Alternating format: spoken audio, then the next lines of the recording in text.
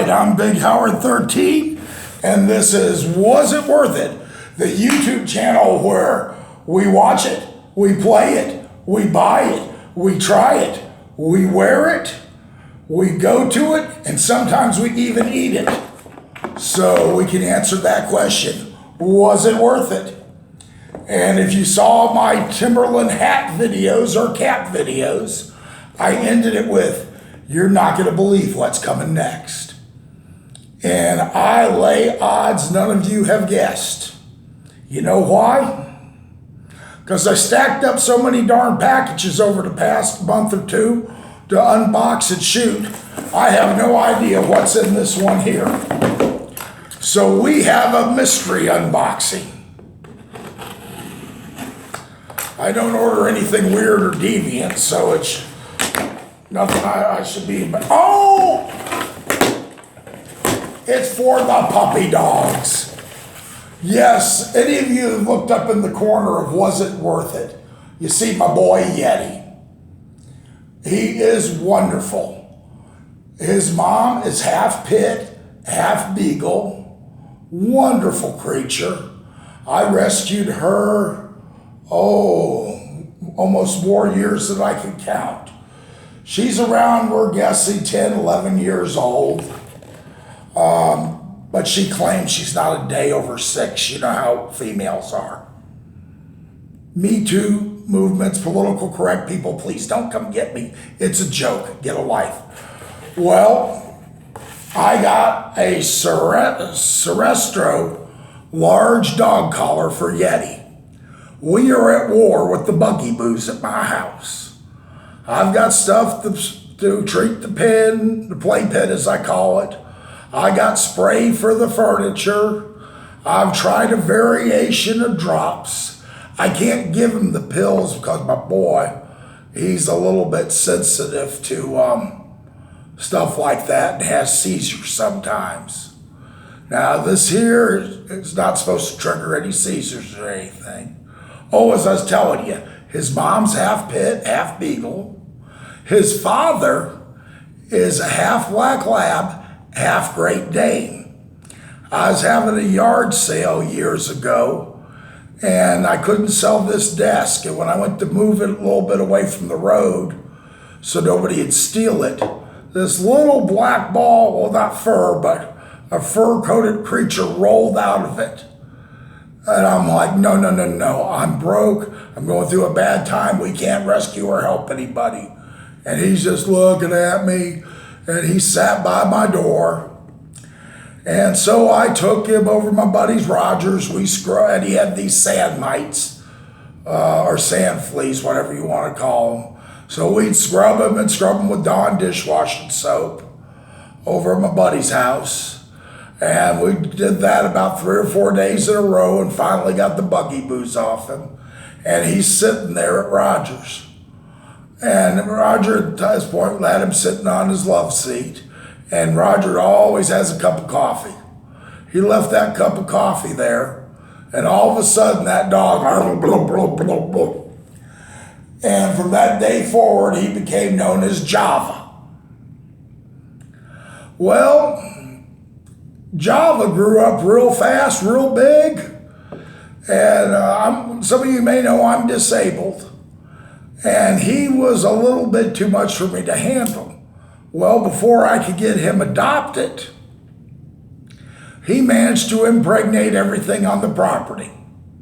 I know you're saying you should have already had him fixed.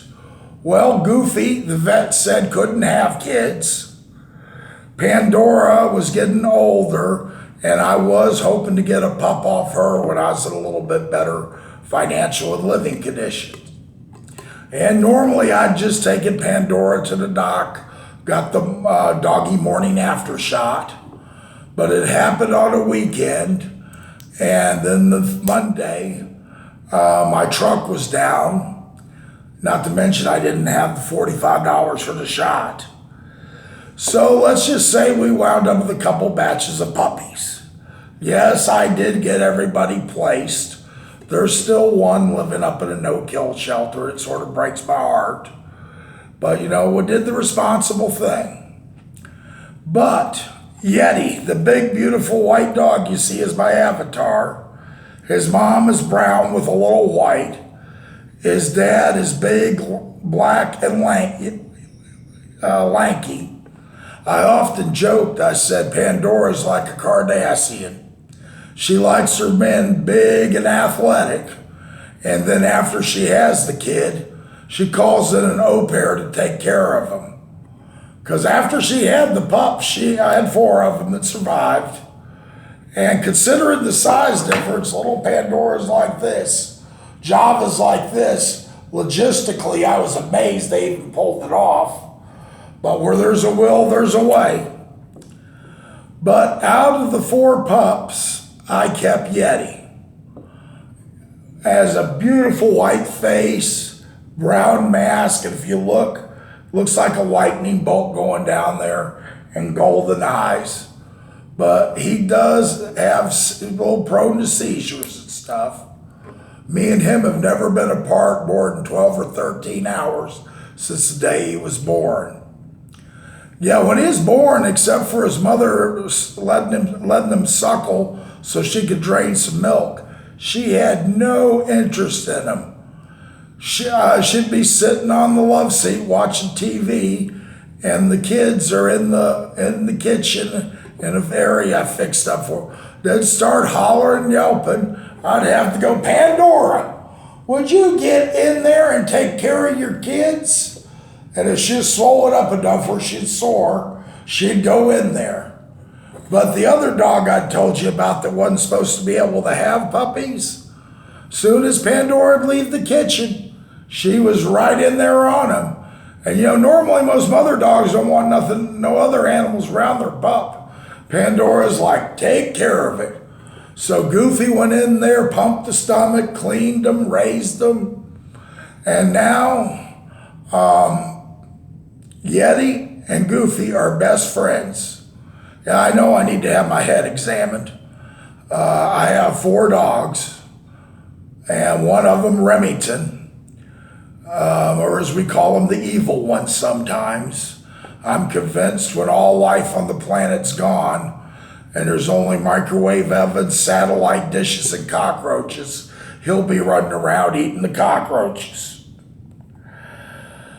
But got him and his daughter, Goofy, and I got Pandora and her son, Yeti. And I've got another one of these at the house, and I can't find a darn thing. But since Yeti and Goofy spend more time outside than Pandora and Remington, they're getting the expensive flea collars. Whether they'll actually last 8 months, I don't know. I will have a monthly report over the next 8 months and let you know. She is furry like a big fluffy teddy bear, and he is he's got hair, but it's so thin you can almost see through it. So, was it worth it? Spending, I think it was like $55 after tax from Amazon for a flea collar? We don't know, but we're gonna find out.